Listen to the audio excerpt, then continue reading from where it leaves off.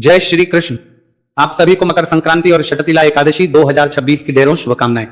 प्रिय दर्शकों, मकर संक्रांति और शटतिला एकादशी को लेकर बड़े प्रश्न हैं लोगों के मन में। प्रश्न एक तो यह है कि 14 को करें या 15 को करें, क्योंकि बहुत सारे लोग ऐसे भी हैं जो 15 को कह रहे हैं। और अगर आप बाकी पंचांगों की बात करें, कैलेंडर की बात करें, तो 14 को भी मकर संक्रांति कही जा रही है।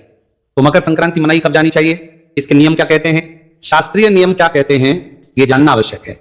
दूसरा ये बात करेंगे कि अगर मकर संक्रांति एकादशी के साथ आ जाए तो उसमें एकादशी और मकर संक्रांति साथ साथ कैसे कर सकते हैं, क्योंकि मकर संक्रांति का त्योहार खिचड़ी के बिना अधूरा है, अर्थात चावल के बिना अधूरा है, और एकादशी पर चावल खाए नहीं जाते, वर्जित होते हैं। तो फिर दोनों त्योहार एक साथ कैसे करेंगे, यही बड़ा प्रश्न है। आपके इन प्रश्नों का उत्तर आपको इस वीडियो के माध्यम से प्राप्त होगा। आपको बताएंगे शास्त्रीय विधान के अनुसार कि आपको मकर संक्रांति कब करनी चाहिए, और क्या शास्त्रीय नियम कहता है कि आप एकादशी पर क्या दान कर सकते हैं, चावल का दान किया जा सकता है या नहीं किया जा सकता है, और एकादशी और संक्रांति यदि एक साथ आती है तो हमें किस प्रकार से इस पर्व को मनाना चाहिए, संपूर्ण जानकारी प्रदान करेंगे। क्या दान देने हैं, कैसे पाप कर्म करने से बच सकते हैं, संपूर्ण शास्त्रीय जानकारी आपको प्रदान की जाएगी। आपसे निवेदन है कि वीडियो यदि थोड़ा सा भी उपयोगी लगे तो कृपया एक बार लाइक अवश्य कर दीजिएगा। परमेश्वर वासुदेव की कृपा प्राप्त करने के लिए कमेंट बॉक्स में अवश्य लिखिएगा। जय श्री हरि या ओम नमो भगवते वासुदेवा। आप देख रहे हैं सनातन धर्म का संसार ज्योतिष संस्थान का प्रतिष्ठित यूट्यूब चैनल सनातन धर्म का संसार धार्मिक। हम यहाँ पर सभी व्रत और त्योहारों की सही शास्त्रीय जानकारी प्रदान करते हैं।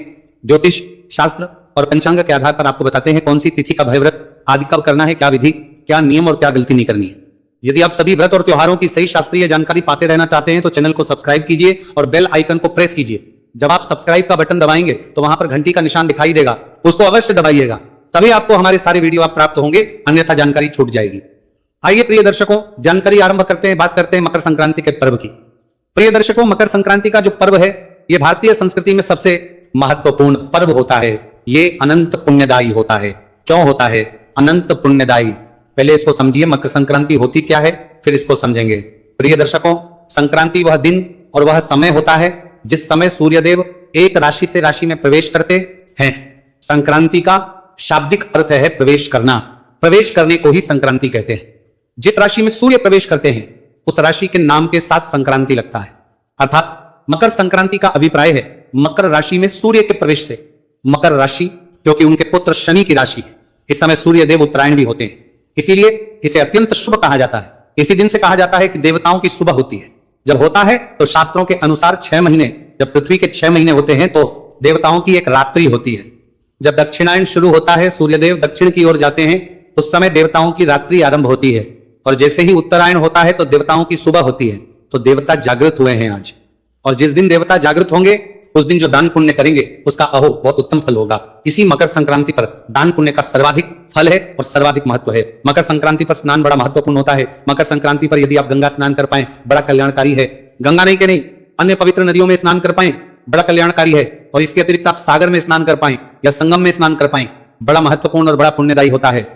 और जो लोग कहीं भी बाहर नहीं जा सकते वो घर पर ही सूर्य जब वर्ण में हो, अर्थात लाल हो, सुबह सुबह सूर्योदय होने जा रहा हो, उस वक्त स्नान करें तो वो अत्यंत ही फलदायी कहा गया है। आप घर पर ही स्नान कीजिए। शुद्ध जल से जल में थोड़े से काले तेल डाल लीजिएगा, थोड़ा गंगा जल मिला लीजिए और उसे हर हर गंगे बोलते हुए स्नान कीजिएगा। जो लोग ठंडे पानी से स्नान ना कर पाए वह गुनगुना पानी प्रयोग कीजिए और स्नान अवश्य कीजिए। यूं तो माघ मास चल रहा है और माघ मास में कहा गया है कि विमुक्त अर्थात माघ मास में शीतल जल के भीतर डुबकी लगाने वाले मनुष्य पाप मुक्त होकर स्वर्गलोक को प्राप्त करते हैं।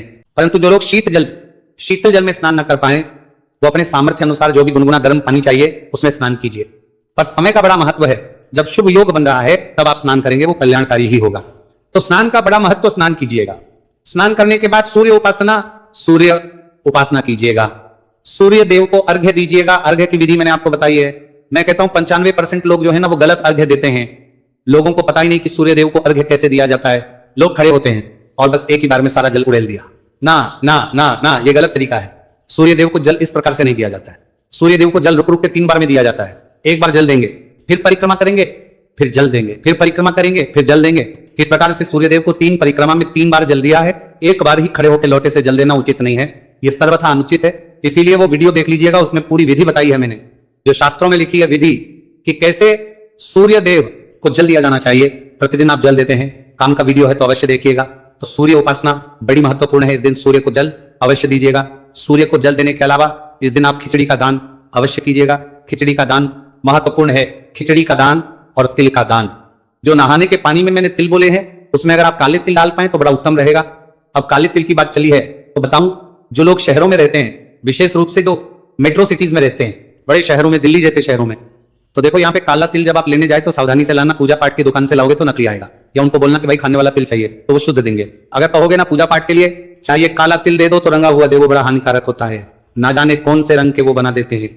आप देखिए, हम जब पूजा पाठ में कई बार हमारे कुछ यजमान ले आते हैं, उनको जैसे ही काले तिल में हाथ डालो पूरा हाथ काला हो जाता है, ऐसा समझ ही नहीं आता तिल कब से ऐसा रंग छोड़ने लग गए। तो काले तिल का प्रयोग करना है, पर ध्यान दीजिएगा जब भी लेने जाए तो उसको कहना कि खाने वाला चाहिए, पूजा पाठ के नाम पे खराब हो, काले तिल प्रयोग ना कर ले, अन्यथा वो आपके लिए नुकसान देगा। तो नहाने के जल में भी काले तिल का प्रयोग और काले तिल का दान, काले तिल ना मिले दान सफेद तिल का भी कर सकते हैं, पर तिल का दान आपने अवश्य करना चाहिए। माघ मास में वैसे तिल का बड़ा महत्व है और ये संक्रांति का दिन है। इस दिन तिल का दान करना चाहिए, जितना दान करेंगे उतना कल्याण होगा। एक तिल इज इक्वल टू 1000 वर्ष भगवान के वैकुंठ में, ऐसा भगवान कहते हैं। और अगर षटतिला एकादशी का भी योग हो जाए, अर्थात अगर 14 तारीख को ही संक्रांति हो जाए, तो ये तिल के दान के बिना तो सब कुछ अधूरा ही होगा महाराज। इसीलिए तिल का दान कीजिए, खिचड़ी का दान कीजिए। खिचड़ी के बिना संक्रांति अधूरी है। संक्रांति पर खिचड़ी का दान बड़ा कल्याणकारी है। खिचड़ी के अतिरिक्त क्या देंगे? खिचड़ी में ऐसा आता है जी, मात्रा क्या दें पंडित जी, कितनी दान करें? सवाया दान दीजिए, 125 ग्राम दीजिए, 1.25 किलो दीजिए, 5.25 किलो दीजिए, 3.25 किलो दीजिए, 11.25 किलो दीजिए, जितना भी दे सके दीजिए, सवा दीजिए, परंतु खिचड़ी का दान देना चाहिए। वस्त्र दान दीजिए, ऊनी वस्त्र दान दीजिए, उपादान जूते का दान दीजिए, बहुत कल्याणकारी, बड़ा महत्वपूर्ण है, बहुत उत्तम फलदायी। ये दान जो आज आप करेंगे ना, ये आपके इस जीवन में तो काम आएंगे ही। इस जीवन के बाद जब आप इस जीवन के बाद की यात्रा में होंगे, उस समय ये दान बड़े काम आते हैं। उस समय ये सब सुविधाएं मिलती हैं आपको। अगर आपने दान किए होते हैं तो, नहीं किए होते हैं तो फिर वह जीव आत्माएं दुख भोगती हैं, कष्ट भोगती हैं। इसीलिए ये दान कहा गया है। जितना हो सके दान ब्राह्मण को अवश्य कीजिएगा। बाकी दान आप गरीबों को दे सकते हैं। कंबल बांट रहे हैं, एक अवश्य ही ब्राह्मण को दीजिए। दक्षिणा रख के बाकी आप गरीबों को बांटिए। जिसको बांटनी है बांटिए, उन्हीं वस्त्र दे रहे हैं, ब्राह्मण को दीजिए। उसके बाद बाकी किसी को भी बांटिए। खिचड़ी दान कर रहे हैं, थोड़ी खिचड़ी मंदिर में या ब्राह्मण को अवश्य दीजिए। उसके बाद आप जिस मर्जी को खिलाइए, जितनी मर्जी खिलाइए, जितना खिलाएंगे कल्याणकारी है, पर ब्राह्मण को अवश्य ही दिया जाना चाहिए। श्रेष्ठ ब्राह्मण को, वेद पाठी ब्राह्मण को दान कहा गया है। इसका ध्यान दीजिएगा। जो वेदों का अध्ययन वाला ब्राह्मण है वही श्रेष्ठ ब्राह्मण है और उसी को दान दिया जाना चाहिए। और जब आप श्रेष्ठ ब्राह्मण को दान देंगे तो थोड़ा आपको झुकना पड़ेगा। वो चापलूसी नहीं करेगा। जो ज्ञानी ब्राह्मण होगा, वेद पाठी ब्राह्मण होगा, वो कभी किसी की चापलूसी नहीं करेगा। वो केवल और केवल ज्ञान की बातें करेगा, पूजा पाठ की बातें करेगा, भगवान की बातें करेगा, परंतु किसी की चाटुकारिता उसके स्वभाव में नहीं होगी। और जो चाटुकारिता करता है तो ध्यान दीजिएगा, कहीं ना कहीं उसके भीतर कुछ कुछ कमी होगी। क्योंकि वेद पाठी ब्राह्मण ज्ञानी विद्वान जिसके भीतर सरस्वती ने सब कुछ दिया हो, वह कभी इस प्रकार के कार्य नहीं करता है। और शास्त्रों में दान केवल ऐसे ही ब्राह्मण को लिखा है जो भगवान की भक्ति करता हो, जो वेदों का अध्ययन करने वाला हो, जिसको वेदों का ज्ञान हो। तो ऐसे किसी ब्राह्मण को यदि आप दान देते हैं तो वह सर्वोत्तम और अत्यंत ही पुण्यकारी होता है। दान किस लिए दिया जाता है? कहा जाता है कि जब आप ब्राह्मण को दान देते हैं तो उसके बदले आपको उसके का जो पुण्य है वो प्राप्त होता है। अब जो वेद पाठी ब्राह्मण है, जो भगवान की भक्ति करता है, उसके पास तो पुण्य होंगे ना। जो भगवान की भक्ति ही नहीं करता, जिसने वेदों का अध्ययन ही नहीं किया, जो पूजा पाठ ही नहीं करता, उसके पास तो पुण्य होंगे ही नहीं। आपको देने के लिए तो क्या मिलेगा? पाप। अरे पाप तो पहले से हो सकते हैं आपके पास, फिर उसे भी पापी क्यों लेने हैं? इसीलिए कहा जाता है कि किसी अच्छे ब्राह्मण को दान, तो आपने ये वस्तुएं दान देने चाहिए। संक्रांति से कुछ नियम भी उठाए जाते हैं, आप चाहे तो उनको भी उठा सकते, की जानकारी मैंने विस्तार से भी एक वीडियो में अलग से दी है। यहां संक्षेप में बताऊं आपको तो चिड़ियों को चूंगा डालने का नियम है। 365 दिन का नियम होता है। संक्रांति से इसको आरंभ करेंगे, अगली संक्रांति पर इसको पूर्ण करेंगे। एक 100 सेरी का नियम होता है। 100 सेरी का नियम क्या है? इसमें 100 किलो वस्तुएं दान करनी होती हैं। ये वर्ष भर में करो और अधिक से अधिक 5 वर्ष में करो। 1 वर्ष में पूरा करते हुए अच्छा है, नहीं तो 5 वर्ष में पूरा कर सकते हैं। कोई भी 100 वस्तुएं हो सकती हैं, वो या संख्या में 100 ले लीजिए या 100 सेरी का अभिप्राय होता है। 100 किलो आटा, दाल, चावल, चीनी, इस प्रकार से कोई भी खाद्य सामग्री लीजिए, कुल मिला के 100 किलो दान करनी है। चाहे 5-5 किलो करके करें, 2-2 किलो करके करें, जैसे भी आपसे हो सके, पर 100 किलो दान करनी है। ये नियम ले सकते हैं, बड़ा ही उत्तम होता है। चींटियों को दाना डालने, चींटियों को चूड़ा डालने का नियम भी होता है। चींटियों को जो आटा डालते हैं आप, ये नियम भी होता है। बड़ा ही कल्याणकारी और उत्तम फलदायी नियम है साहब। इसको भी आप धारण कर सकते हैं। ये भी संक्रांति से शुरू होता है और अगली संक्रांति पर पूर्ण होता है। इस प्रकार के अनेकों नियम है तो शुरू करना है। मैंने संपूर्ण जानकारी आपको वीडियो में दी हुई है। सारे वीडियो आपको मिल जाएंगे, उनको अवश्य देखिएगा और वो नियम लीजिएगा। नियम अत्यंत पुण्यदायी है। राम जी की पत्तल का नियम है, 1 वर्ष तक राम जी के नाम का भोजन है वो, तो वो नियम भी आप उठा सकते हैं। बहुत अधिक फलदायी है, बहुत उत्तम और कल्याणकारी है। तो इस प्रकार से जो नियम है उनकी जानकारी आप मेरे अन्य वीडियो से प्राप्त कर सकते हैं। अब प्रश्न यही उठता है कि हमें मकर संक्रांति करनी कब है, 14 या 15 का निर्णय कैसे होगा? इसके विषय में शास्त्र क्या कहते हैं, नियम क्या कहते हैं? प्रिय दर्शकों, मकर संक्रांति का इस बात से होता है कि सूर्य राशि परिवर्तन कब कर रहे हैं, कितने बजे कर रहे हैं। सूर्य भगवान एक राशि से दूसरी राशि में, अर्थात अभी धनु राशि में है। जब धनु की संक्रांति गई थी, धनु राशि में थे, खरमास शुरू हुआ था। खरमास की समाप्ति ही तब होती है जब सूर्य देव राशि परिवर्तन करेंगे, मकर राशि में जाएंगे। जब तक धनु में रहते हैं खरमास चलता है। यह अशुभ महीना कहा गया है। क्यों? क्योंकि यह देवगुरु बृहस्पति की राशि है। अब देवगुरु की राशि से निकल के सूर्यदेव अपने पुत्र शनिदेव की राशि में प्रवेश करने जा रहे हैं, लेकिन अब उसका निर्धारण करना है कि मकर राशि में जा किस दिन रहेगी। आप देखते आए होंगे कि सुनते भी आए होंगे कि बाकी सभी तिथियों की जो जानकारी है वो आगे पीछे हो जाती है। होली कभी जल्दी आती है, कभी डेट आती है। इस बार देखिए सकट चौथ कब निकल गई, 6 तारीख को। पिछले साल कब थी, 16 जनवरी को। और अगले साल कब आने वाली है, 25 जनवरी को होगी 2027 में। तो हमारी पंचांग की अन्य तिथियां हैं, आप दिवाली को लगा लीजिए। कभी 2 नवंबर, कभी 14 नवंबर और कभी 26 अक्टूबर। 20 दिन आगे पीछे हो जाते हैं सारे त्योहार। इस बार होली देखिए कितनी जल्दी आ रही है। अगर मैं सही हूं तो 3 तारीख की होली है। 3 मार्च की कहां 25 को आती है होली। तो 20 25 दिन तिथियां आगे पीछे होती हैं। परंतु संक्रांति आपने कभी नहीं सुना होगा कि 15-20 दिन मकर संक्रांति आगे पीछे होती है। वो तभी होती है 15, 14, 15 यही चलती है उस पर। वो भी कभी कभार 15, अन्यथा 14 को ही होती है मकर संक्रांति। क्या कारण है? जब सारी तिथियां हमारी 20 दिन बदल जाती है, मकर संक्रांति क्यों कभी नहीं बदलती? इसका कारण यह है कि मकर संक्रांति का निर्णय होता है सूर्य की गति के अनुसार, सूर्य की गति और सूर्य की चाल के अनुसार।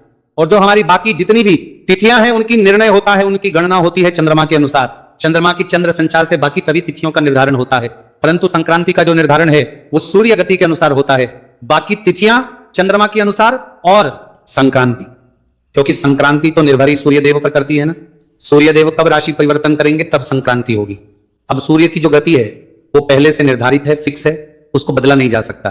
और वो वैज्ञानिक प्रमाण के साथ है, वो वैज्ञानिक के साथ है। जैसे 1 जनवरी को ही आएगी, वो बदली नहीं जा सकती। वैसे ही अब क्योंकि सूर्य की गति तो सदा एक ही होती है ना, सूर्य की गति सदा एक ही होती है, तो सूर्य का संचार कभी बदलता नहीं है। इसी कारण से मकर संक्रांति में कभी परिवर्तन नहीं आता। अब प्रश्न उठता है कि ये संक्रांति मनाई कब जानी चाहिए, नियम क्या कहते हैं? प्रिय दर्शकों, शास्त्रों में साफ साफ लिखा है। लोग मैं देख रहा हूं सिंधु ज्योतिष शास्त्र का उदाहरण दे रहे हैं। सिंधु ज्योतिष शास्त्र में भी लिखा है, सभी में लिखा है कि जिस दिन सूर्य अपना राशि परिवर्तन करेंगे, अर्थात जिस दिन सूर्य धनु से निकलकर मकर में जाएंगे, उसी दिन संक्रांति का पर्व कहलाएगा। उसमें एक महापुण्य काल होता है। महापुण्य काल वह आधा घंटा होता है जिसमें सूर्य देव राशि से दूसरी राशि में जा रहे होते हैं। उसके बाद 3 घंटे का समय होता है जो विशेषता आ जाता है, और फिर आता है पुण्यकाल। पुण्यकाल वह पूरा दिन होता है जिस दिन सूर्य देव राशि परिवर्तन कर रहे होते हैं। ये लगभग 24 घंटे का समय हो सकता है। तो इसका निर्धारण इस बात से होता है कि सूर्य देव राशि परिवर्तन कब कर रहे हैं। अच्छा जी, अब दूसरी इसमें एक और शर्त है जो सिंधु शास्त्र में लगाई गई है, सिंधु ज्योतिष शास्त्र, जिसके आधार पर हम निर्णय करते हैं तिथियों का और व्रत आदि का। सिंधु ज्योतिष शास्त्र कहता है कि यदि शयन काल के समय के बाद सूर्यास्त के बाद संक्रांति होती है तो वो अगले दिन ही पुण्यकाल माना जाएगा, क्योंकि सूर्य ही अस्त होंगे रात्रि को। अगर संक्रांति होगी तो रात्रि को पुण्यकाल नहीं माना जाएगा। जब दिवस काल होगा उसी समय माना जाएगा। तो रात्रि को यदि कभी भी सूर्य का संचार राशि में दूसरी राशि में होता है तो फिर पुण्यकाल अगले दिन माना जाता है। यदि सूर्यास्त से पहले संक्रांति हो रही है, अर्थात सूर्यास्त से पहले सूर्यदेव अपनी राशि परिवर्तन कर रहे हैं, तो उसी दिन जिस दिन परिवर्तन हो रहा है उसी दिन संक्रांति मनाई जानी चाहिए। ये नियम है, साफ साफ नियम है। हमारे किसी भी उसके बारे में ऐसा नहीं कि लिखित प्रमाण नहीं है, लिखित नियम नहीं है।